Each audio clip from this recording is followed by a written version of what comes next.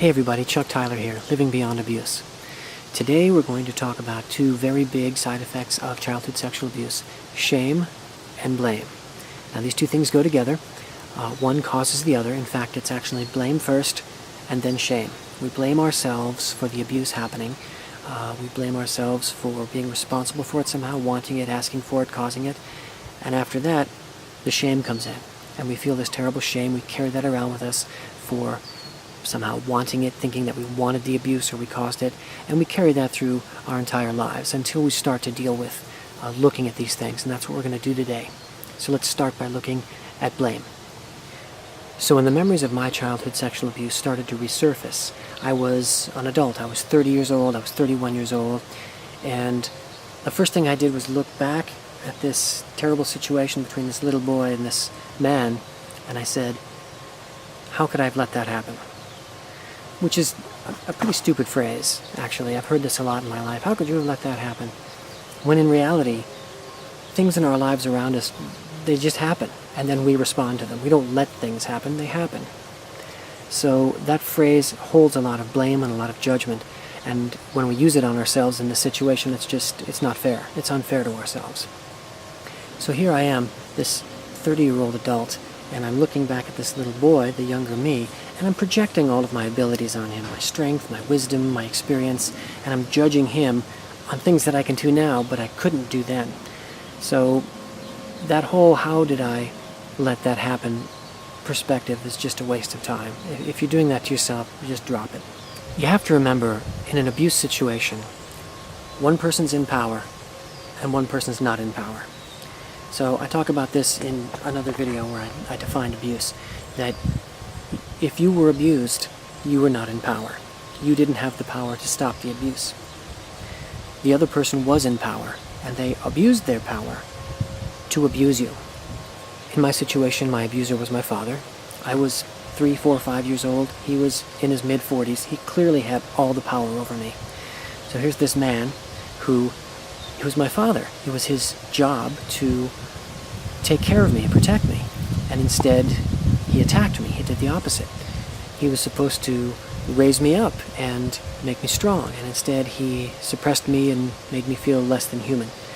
So he's abusing his power.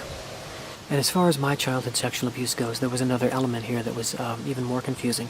I would go to school, and the teachers, my coaches, my guidance counselors would all tell me, you gotta listen to your parents and do everything they say. So I was having this terrible time at home, and every other adult in my life was telling me, you have to listen to your parents. Very confusing for me. Now, I had nowhere to go. This was my home. This was my father. This was my home. So I had no ability, especially at that early age, to get out of the situation. I had no power. He had all the power. How could it possibly be my fault? How could I blame myself? And when you look at it like that, it becomes pretty clear. And you can apply this perspective to your own abuse situation, whether you were a child like me, or you were an adolescent, or you were in college, or this happened last week and you were on the job. The person who abused you was in power. So look at that, really take a good look at it, and realize that when you were not in power, you couldn't have said no, you couldn't have condoned what happened or allowed what happened. You had no choice. For example, if you're at the workplace and your boss is the one who abused you, it's his responsibility as your employer to treat you as an employee, to treat you with respect, to support you in what you're doing. And if he doesn't do that, if he instead sexually abuses you somehow, then he has abused his power, like my father did to me. If you can't leave your job because you need that job, then you don't have the power to leave.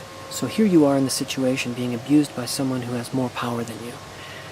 Every abuse situation is a power struggle between someone who has power and someone who does not have power. And the person who's being abused does not have the power. If you were abused, you were not in power. So you can go ahead and stop blaming yourself.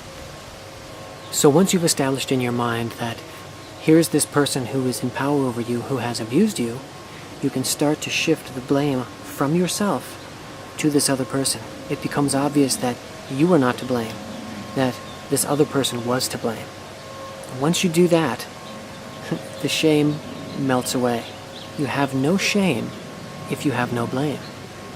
If you didn't ask for it, which you didn't, if you didn't condone it or allow it, which you didn't, then why is there any shame? Then you can stand up and say, this person abused me, without having any shame. Now, in my abusive home situation when I was a child, there was another layer of this, another element to this situation, and that was I wanted to spend time with my father. I was a child and I wanted love and attention from my parents.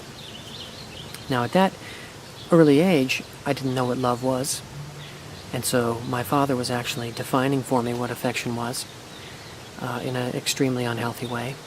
So here's this confused little child wanting to spend time and have the love that you expect from parents, and getting this abusive behavior in return. So in retrospect, I look back at that and I think that I allowed situations where he could show me affection. So I had to sort through that as well. Now as an adult with my adult intellect, I can sort that out and break it apart and deconstruct it and look at the pieces and go, wow, he really manipulated me. Still, I'm not to blame. Parents have a responsibility to show their children love and affection without sexual contact. Just because I wanted to be with my father during those abusive years does not mean I condoned or asked for or allowed or wanted any of that sexual contact, that abuse that he gave me. With childhood sexual abuse, you have even another layer of shame that can come to the surface, and that is enjoyment. Now here's this young, confused child getting attention from my father, and the physical contact and what he's doing to me could be perceived as enjoyable. Physically, your body, the stimulus might be enjoyable, and that's hyper confusing, right? A confused young child who's the victim of unsolicited sexual contact is being introduced to this contact for the first time in his life prematurely. You're supposed to grow up to a certain age and start to become naturally interested in sex, and then explore that on your own. In my case, as a child, I was having this forced upon me. I was completely unprepared. There was absolutely no point of reference I had to even begin to understand this. And even though I might have physically been enjoying the attention or the touch or whatever it was, I was in no way prepared to understand that this was such a violation. The only power that a young child has is to completely and utterly trust the people that are taking care of him.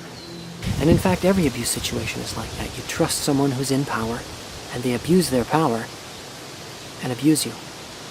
So once you can realize that, you can take the blame off of yourself and put it on the person who abused you, because it's the only thing that makes sense.